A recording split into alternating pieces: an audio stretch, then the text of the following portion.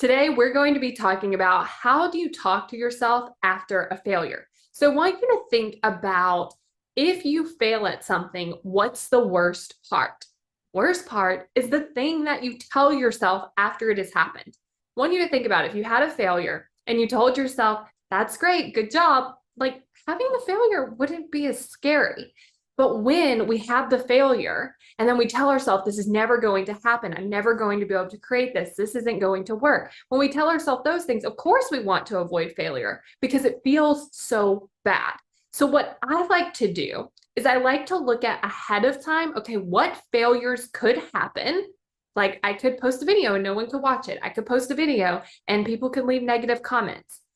That could be a failure. So, if that were the case, how am I going to talk to myself after?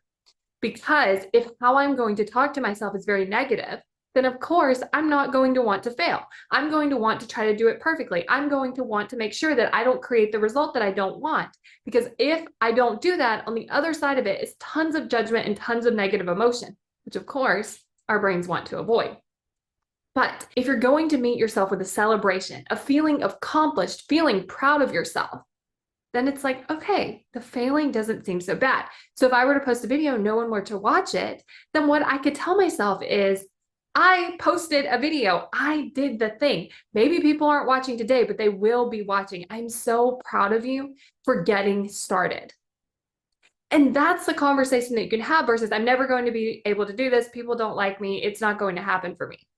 It's a very different conversation, but by planning that out ahead of time, what it allows you to do is start taking action now because it doesn't seem so scary. Because on the other side of it, there's praise and love instead of judgment and tons of negative emotion. So, what I want to encourage you to do today is figure out how you want to talk to yourself when a failure has occurred. Do you want to spend less time and energy going after your goals? Then you're going to want to take the right actions. And the way that you take the right actions is by not letting your brain pull you around to all these other things just so it can avoid doing the thing that needs to be done. So if you want to understand how to work with your brain so that you can take action so much easier, then go to successbykayla.com to get instant access to the free video, Why You Aren't Taking Action.